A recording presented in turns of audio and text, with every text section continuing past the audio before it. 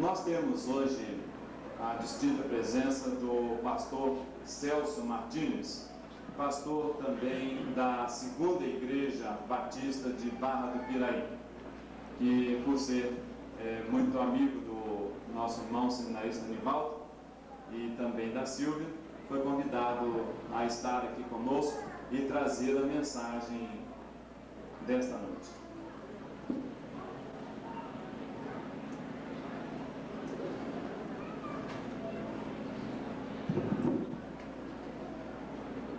As famílias Inácio e Garcia Saluto nos brindam neste momento, nos convocam para este enlace matrimonial de Nivaldo e Silvia.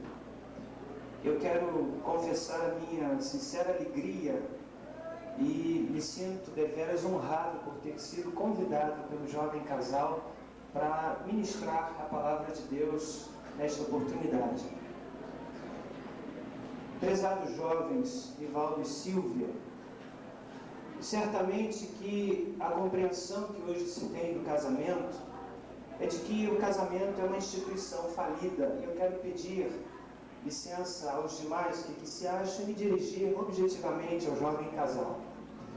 E parece que a compreensão do mundo é de que o casamento é uma instituição falida. Como muito bem disse o pastor Otávio, a nossa própria legislação já abre um espaço muito prejudicial, no sentido de que vai reconhecendo que o casamento não é uma instituição permanente e duradoura.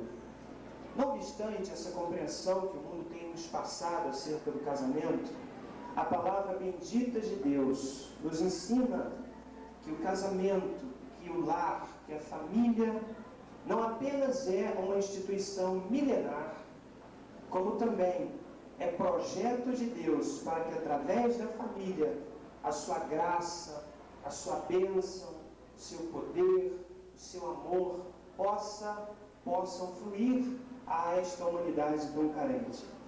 Eu quero deixar com vocês nesta ocasião o texto de Efésios, no capítulo 5, que se constitui em princípios para que a família, para que o lar, verdadeiramente seja aquilo que Deus quer que ele seja. Vós, mulheres, sujeitai-vos a vossos maridos como ao Senhor, porque o marido é a cabeça da mulher, como também Cristo é a cabeça da igreja, sendo ele próprio o Salvador do corpo. De sorte que, assim como a igreja está sujeita a Cristo, assim também as mulheres sejam em tudo sujeitas a seus maridos. Vós, maridos, amai vossas mulheres como também Cristo amou a igreja, e a si mesmo se entregou por ela para a santificar, purificando-a com a lavagem da água pela palavra, para apresentar a si mesmo igreja gloriosa, sem mácula, nem ruga, nem coisa semelhante, mas santa e irrepreensível. Assim devem os maridos amar as suas próprias mulheres como a seus próprios corpos. Quem ama a sua mulher, ama-se a si mesmo. Que princípio fantástico! Quando nós passeamos a nossa visão nas páginas da Bíblia Sagrada, nos impressionamos com a importância que a família tem no projeto de Deus. Desde o Gênesis, após a experiência de criação da humanidade, Deus olha para o homem e diz: não é bom que ele esteja só, far-lhe-ei uma adjutora. E com isso nós já observamos, prezados jovens, de que o casal não cumpre apenas a função procriadora.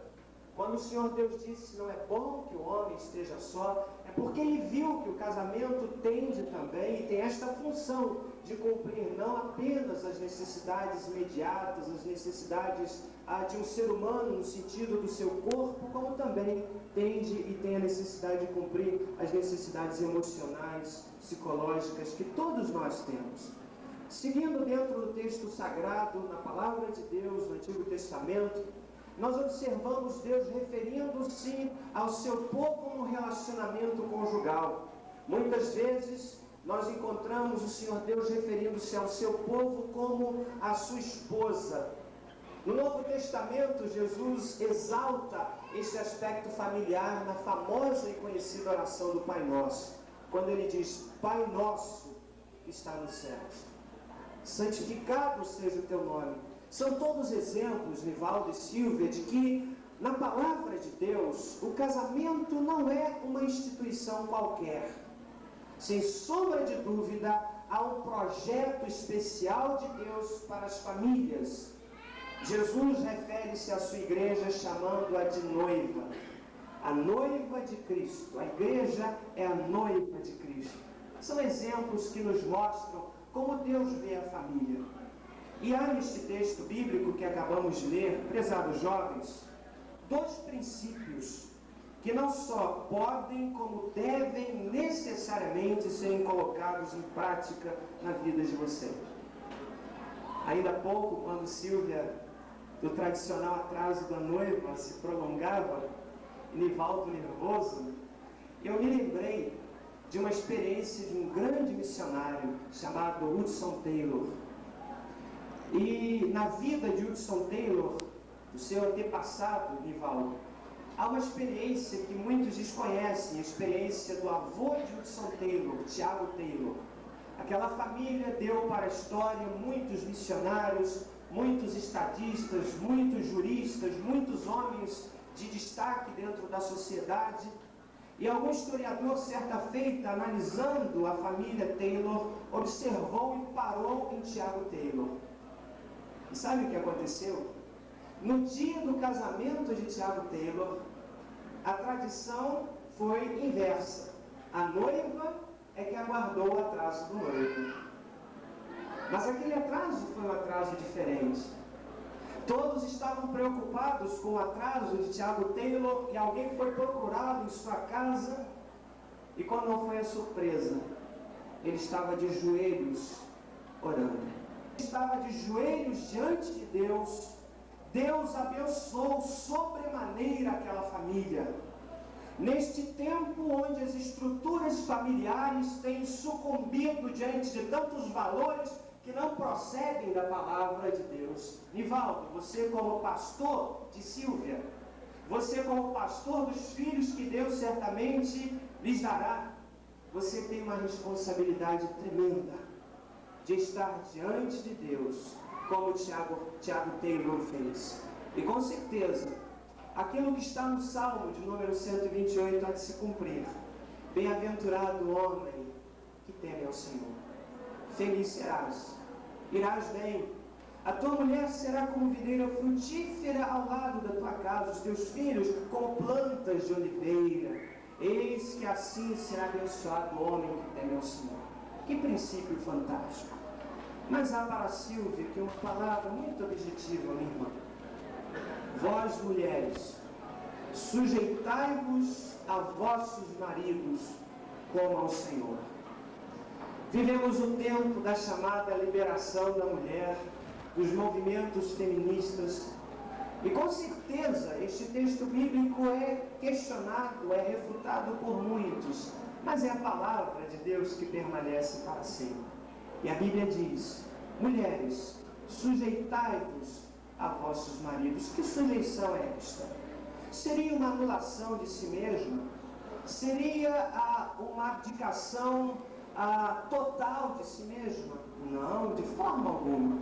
Quando a palavra de Deus diz sujeitar-se a mulher ao marido, o referencial é de Cristo, da igreja que se submete a Cristo. A igreja de Cristo se submete a Ele por reconhecer a sua autoridade, reconhecer que Ele é o Senhor da igreja. E assim, Silvia, a palavra diz que as mulheres devem estar sujeitas aos maridos, porque o marido é a cabeça da mulher, não o cabeça. Ele é a cabeça, é o líder espiritual da família dentro da perspectiva de Deus. Como também Cristo é a cabeça da igreja, sendo Ele próprio o Salvador do corpo. Sujeição. E para você, Nivaldo, o que a palavra de Deus diz? Vós, maridos, amai vossas mulheres. O apóstolo Paulo usa aqui uma palavra que retrata aquela dimensão incompreensível do amor. Aquele amor que levou Salomão, no livro de Cantares, a escrever e a descrever o seu amor por sua amada. Eis como é preciosa minha amada, disse Salomão. Este é o amor rival. E certamente as tensões circundantes do nosso tempo tenta fazer com que o amor da esposa diminua. Mas a nossa oração, em nome de Jesus, é que hoje você esteja amando menos a Silvia do que amanhã. Porque amanhã certamente seu amor deverá ser maior. E depois de amanhã maior, e maior, e maior, e num crescente constante. Amai a vossas mulheres, como Cristo amou a igreja. Ah, o amor de Cristo pela igreja. Um amor que fê-lo vir ao mundo, dar a sua vida, abrir mão das mansões celestiais, deixar a serventia dos anjos, abdicar voluntariamente da sua presença junto de Deus, sendo com Ele um, fez-se homem, veio ao mundo para salvar o pecador. Muito objetivamente, o apóstolo Paulo nos dá o referencial que os maridos devem amar as suas mulheres, assim como Cristo amou a igreja. E não há limite para o amor de Cristo para com a igreja. Como muito bem disse o pastor Otávio, a experiência de casamento é uma experiência nova. São pessoas diferentes, um homem, uma mulher, formações distintas, famílias distintas. E sem a bênção de Deus, sem o amor de Deus sobre o matrimônio, com certeza o casamento não vai longe. Mas nós cremos que Deus tem um propósito na vida de vocês, porque estão começando da forma certa, estão começando diante de Deus. Temos certeza que mesmo antes de estarem aqui rogando a bênção de Deus para o matrimônio, vocês já o fizeram orando ao Senhor, na verdade, já oraram, pediram a graça de Deus. Então nosso coração se tranquiliza por sabermos que Deus estará abençoando vocês ricamente. Eu quero terminar esta ligeira meditação dizendo a vocês o seguinte, que a experiência do matrimônio é uma experiência de dar constante. É uma doação constante de si mesmo. Vocês não serão um casal perfeito na medida em que nenhum de nós somos perfeitos, mas devem ser um casal que está em busca da perfeição.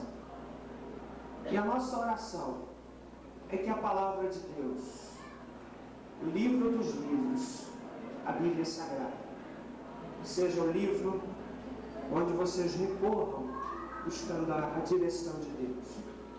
Que a oração dos momentos de dificuldade, momentos de enfermidade, quem sabe, aqueles momentos que a vida nos reserve, que não poupa nenhum de nós, que vocês possam identificar, no momento da dificuldade, o caminho da oração. Não há nada que a oração não resolva.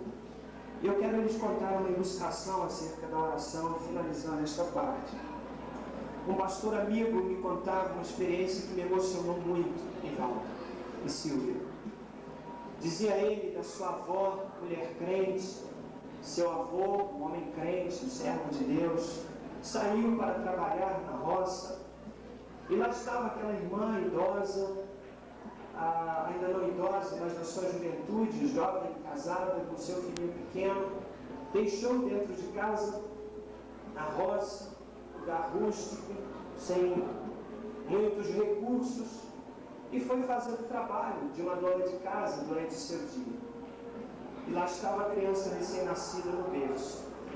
Quando ela voltou, foi grande o seu espanto por observar que havia uma grande serpente que começava a se enrolar em torno da sua criancinha pequena.